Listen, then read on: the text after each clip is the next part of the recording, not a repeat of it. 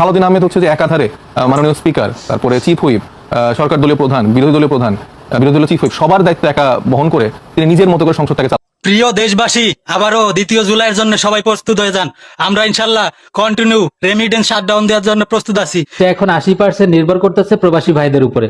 আমি প্রবাসী ভাইদের দুইটা পায়ে ধরে বলতেছি, ভাই আপনারা অনেকবার রেমিটেন্স শাটডাউন দিয়ে দেশে ভালোর জন্য কিছু করছেন, দেশের ভালোর জন্য রেমিটেন্স শাটডাউন দিয়েছেন, অন্তত পক্ষে আরেকটা বার আপনারা রেমিটেন্স শাটডাউন দিয়ে দেশটাকে রক্ষা করেন, দেশের মানুষের রক্ষা করেন, সাধারণ মানুষের ভালোভাবে বাঁচতে দেন। সংযুক্ত আরব আমিরাত থেকে আমি রাকিবুল ইসলাম বলছি। দেশের জন্য আমরা প্রবাসীরা অনেক করেছি, আর না, এখন আমরা নিজের স্বার্থে আমরা শাটডাউন ঘোষণা করছি। আমরা দুবাই প্রবাসীরা, যদি আপনারা এটা না মেনে নেওয়া পর্যন্ত আমরা রেমিটেন্স শাটডাউন করলাম। আসসালামু আলাইকুম। আসসালামু আলাইকুম রহমতুল্লাহ। আমি শাকিল কানাডা থেকে রেমিটেন্স শাটডাউন কর্মসূচি পালন করছি। সে সাথে আমি সবাইকে উদাত্ত আহ্বান জানাচ্ছি। আমি 24-এর দালাল, আমি জুলাই দালাল, আমি হাদি ভাইয়ের দালাল, আমি জামা শিবিরের দালাল। তার কোনো সমস্যা বান্দির ফোলা, তার টাকা ইও না, তারটা ভরিও না, তার কি সমস্যা? ইয়াল্লা আঙ্গালা বান্দির ফোলা না, দালালটা বাসা দালাল।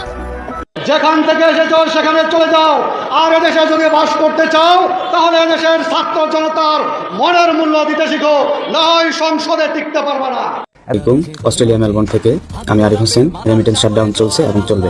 United state of America Bangla convert করলে 1,20,000 টাকা। কি মনে করছো আমরা রেমিটেন্স হারাম আর আঙ্গুটি খাইকা ভাইয়া বলে মারবি? এটা বলছো না। আমি একজন প্রবাসী সৌদি আরব থেকে বলতেছি, রেমিটেন্স শাটডাউন চলছে এবং চলবে ইনশাআল্লাহ। তাই না, জামাত ইসলাম অবশ্যই গেলে এই যে আজকের যে ভারী দেখেন যে এই আন্দোলন, ইনশাল্লাহ যদি এই জুলাই সনদ বাস্তবায়ন না, জামাত ইসলাম সেটা আন্দোলন কিভাবে করতে হয়, কেমন করে করতে হয়, কত প্রকার কি এই সংবিধান বাস্তব সংবিধান রাখলে তার জবাব পেয়ে যাবে। রেমিটেন্স শাটডাউন চলছে, চলবে।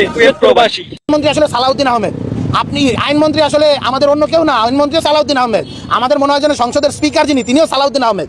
বিএনপি কি একক সালাউদ্দিন আহমেদের পকেটে চলে গেল কিনা, এই প্রশ্নটা আপনি নিজে করেন। যদি এটাই হয় তাহলে আপনার নিজের দল সংখ্যায় রয়েছে, বাংলাদেশের গভর্নমেন্টের সংখ্যায় রয়েছে, এবং সর্বোপরি প্রক্সি আরেকজন প্রধানমন্ত্রী হচ্ছে সালাউদ্দিন আহমেদ, তিনি তার গুরু দায়িত্ব পালন করছেন। উনি আজকে সংসদে আমি দেখছি চুপ করে বসে আছেন, তাকে কোনো কিছু প্রশ্ন যদি করা হয় সেটার উত্তর সালাউদ্দিন সাহেব অটোমেটিকলি দিয়ে দিচ্ছেন। তো আমাদের বিশ্ববিদ্যালয় জীবনে বা আমাদের স্কুল কলেজে দেখা যেত কিছু বন্ধুরা পিছন থেকে প্রক্সি দিয়ে দিত, মানে রোল কলের সময় এরকম। সালাউদ্দিন আহমেদ হচ্ছে যে একাধারে মাননীয় স্পিকার, তারপরে চিফ হুইপ, সরকার দলীয় প্রধান, বিরোধী দলীয় প্রধান, বিরোধী দলীয় চিফ হুইপ, সবার দায়িত্ব একা বহন করে তিনি নিজের মতো করে সংসদটাকে চালাতে যাচ্ছে। আমি সত্যি কথা বলবো যে সরকার মাত্র ক্ষমতায় আসছে, আমি উল্টাপাল্টা বলতেছি। আপনার স্বরাষ্ট্রমন্ত্রী দেয় আইনগত ব্যাখ্যা, তাহলে আইনমন্ত্রী কি করতে রাখছেন? এই যে আইনগত যত ব্যাখ্যা আছে, জুলাই সনদ মনদ যা কিছু আলোচনা হচ্ছে, আইনমন্ত্রী কিন্তু কিছু বলে না। তার মানে উনি আইনমন্ত্রী যোগ্য না, ওটা ডেপুটি বানিয়ে দেন, অথবা আবার পাঠাই জানি সে অ্যাটর্নি জেনারেল দেন। ওনারা আপনি কেন রাখছেন ভাই? যদি ব্যাখ্যা স্বরাষ্ট্রমন্ত্রীকে দিতে হয় তাহলে স্বরাষ্ট্রমন্ত্রী করে পাঠান, ওরা রাখছেন না কেন? আবার তেলের দাম বাড়বে কিনা বলে মির্জা ফখরুল, কেন ভাই?